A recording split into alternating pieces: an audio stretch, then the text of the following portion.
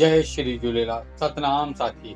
सिंधी समाचार राजस्थान में तव्हां सभिनि जो स्वागत है। दोस्तों, कतीअ जो धार्मिक महीनो वियो हले, पावन महीनो वियो हले त कार्तिक महोत्सव अमरापुर दरबार जयपुर जे अंदर 27 अक्टूबर खां वठी प्रारंभ थी रहियो आहे। तव्हां सभी अमरापुर जा अनुयायी ऐं जेका शिष्य आहिनि ऐं जेके बि साध संगत आहे सभिनि खे सूचना था करूं कि इहो 27 तारीख़ खां वठी 27 अक्टूबर का वठी 8 नवंबर ताणी लगातार हलंदो।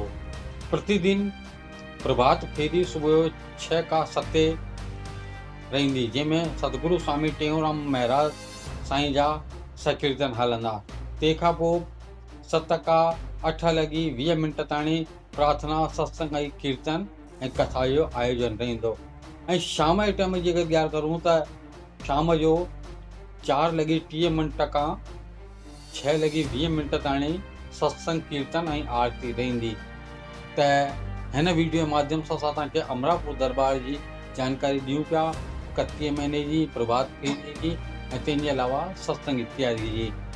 त अचो साध संगत मिली करे हिन धार्मिक महीने कतीअ जी प्रभात फेरी में अची करे पाण धार्मिक लाभ वठी सघूं।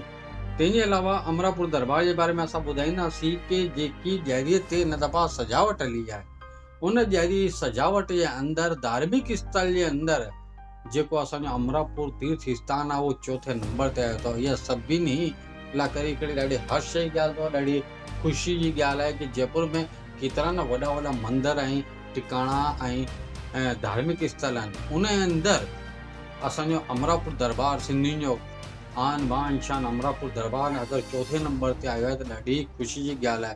तंहिंजी असां सभिनि खे लख लख वाधायूं था ॾियूं।